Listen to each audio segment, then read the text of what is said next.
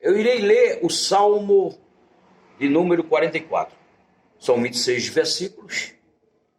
E o tema é apelo por auxílio divino. Diz o seguinte: ouvimos, ó Deus, com os próprios ouvidos, nossos pais nos têm contado o que outrora fizeste em seus dias.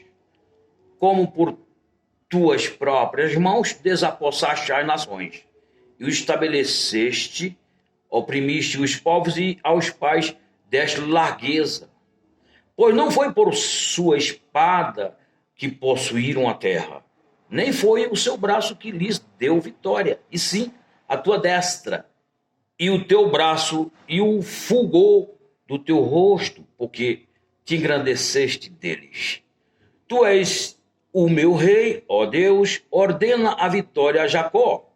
Como o teu auxílio vencemos os nossos inimigos em teu nome. Calcamos os pés e os que se levantam contra nós. Não confio no meu arco, e não é a minha espada que me salva, pois tu nos salvaste dos nossos inimigos e cobriste de vergonha os que nos odeiam. Em Deus nos temos gloriado continuamente, e para sempre louvaremos o teu nome. Agora, porém, tu nos lançaste fora e nos expuseste à vergonha, e já não sais com nossos exércitos. A partir do versículo 9 aqui, o escritor ele começa a mostrar uma perspectiva negativa em relação ao que ele está vivendo naquele contexto. Até o versículo 9, ou seja, até o 8, ele vai falar daquilo que Deus fez ao povo de Israel no passado. E os seus pais puderam testemunhar dos feitos de Deus.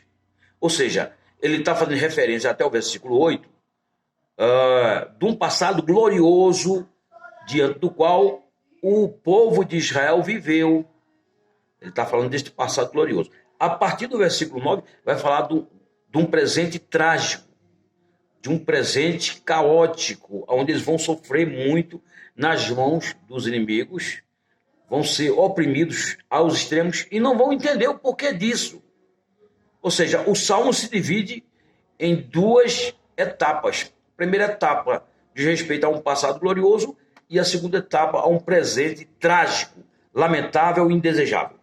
Então é isso, versículo 9. Agora, quer dizer, está falando a partir de agora. Agora, porém, tu nos lançaste fora e nos expuseste à vergonha, e já não sais com nossos exércitos. Tu nos fazes bater e retirar da vista dos nossos inimigos, e os que nos odeiam nos tomam por seus despojos. Entregaste-nos como ovelha para o corte e nos espalhaste entre as nações. Vendes por nada o teu povo e nada lucras com o teu preço. Tu nos fazes ao próprio dos nossos vizinhos, escárnio e zombaria aos que nos rodeiam.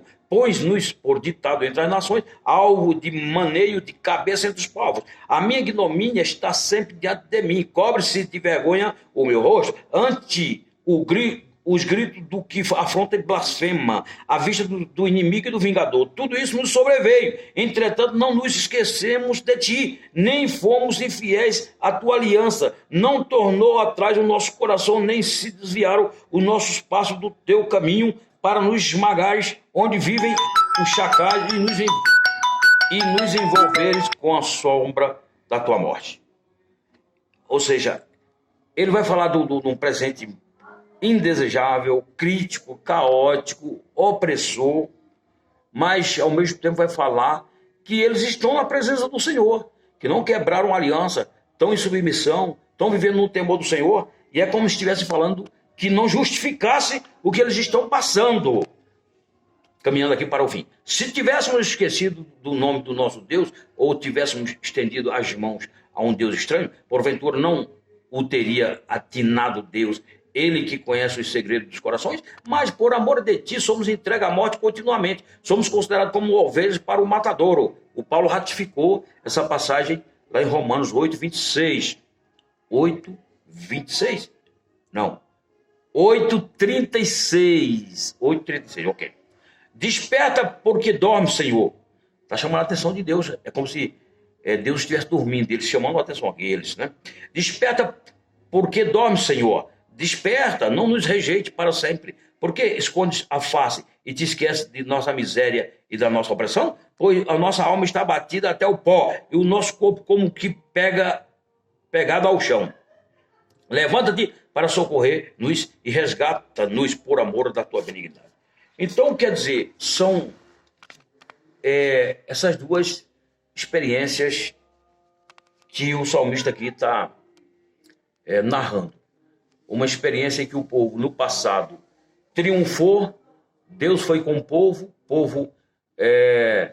se colocou como uma força de resistência diante dos inimigos e teve vitória em todas as situações diante das quais eles se viram no passado, mas agora, no entanto, o povo está sofrendo, o povo está sendo oprimido, o povo está sendo escravizado, está servindo de objeto de zombaria, de escárnio e assim por diante. Agora, quais as lições nós podemos absorver aqui? Nós podemos, em primeiro lugar, levar em consideração o seguinte: independente do que você esteja passando, independente do teu problema, da tua dificuldade, da tua adversidade que você, porventura, esteja enfrentando. Nós já sabemos pelo Novo Testamento, porque o Paulo já interpretou uma das frases desse Salmo 44, dizendo que, por amor a Deus, estava sendo conduzido como ovelhas ao matadouro. Mas na sequência o Paulo vai falar que em todas essas coisas nós somos mais do que vencedores por aquele que nos amou. Ou seja, nós hoje temos consciência que, independente de quaisquer situações, o fato de nós sabermos que Deus nos amou, isso gera uma consciência em nós, nos levando a responder a Ele em fé e amor. Uma vez que nós assim procedemos, a palavra é muito clara, que o Deus que fez no passado, Ele vai fazer no presente. O Deus que fez no passado, Ele vai fazer. E vai fazer mais, além do que nós pedimos ou imaginamos. Porque é o que está escrito lá em 3, me parece que Filipenses fugiu, não, acho que é Filipenses 4:19. Ele vai fazer mais do que pedimos ou imaginamos, segundo o poder que opera em nós. O poder que estava na vida do salmista e que estava na vida daqueles que foram vitoriosos naquele tempo, porque a Bíblia registra em todas as Escrituras aqueles que perseveraram e foram vitoriosos. Até porque aqueles que foram vitoriosos eram a figura do Cristo que triunfaria ao final, né? Como aquele que seria o cumprimento de tudo. O mesmo acontece com cada um de nós. Agora, nós não podemos nos esquecer que Deus fez no passado. Ele fez no passado, só que Ele vai continuar fazendo no presente e no futuro. Porque, de acordo com 13:8, aos Hebreus, Jesus Cristo é o mesmo, ontem, hoje e eternamente. Nós é que precisamos permanecer na fé, independente dos problemas diante dos quais nós estejamos nos vendo agora, enfrentando agora, seja de caráter econômico, na área da saúde, familiar, problemas de ordem emocional e sentimental. Não importa, importa que o Deus que fez, Ele fez e fez aquilo que seria impossível a quem quer que seja, porque só Deus poderia fazer o que Ele fez no passado. Vai continuar fazendo no presente, ainda que pareça impossível, porque Ele não conhece impossíveis. É o Deus dos impossíveis. Ele mesmo é quem diz: agindo eu, quem impedirá? Então esse salmo, ele nos chama a atenção, porque nos leva ao passado, naquilo que Deus fez, e a Bíblia é muito clara que nós não podemos trazer à memória aquilo que não dá esperança, mas aquilo que Deus fez no passado, nós podemos focar o passado certo de que esse foco vai gerar fé para o presente, para que nós possamos enfrentar o que der e vier daqui para frente.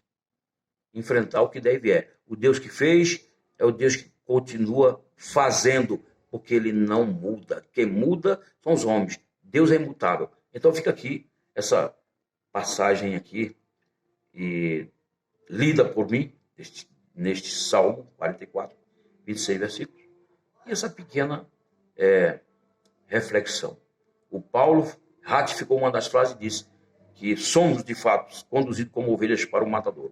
Mas em todas essas coisas, todas são todas, né? Independente do que esteja acontecendo, como estava acontecendo com o salmista, nós somos mais do que vencedores por aquele que nos amou. É só permanecer firmes na fé, porque a fé, a Bíblia fala que ela vence. Aquele que é da fé, ele é vencedor.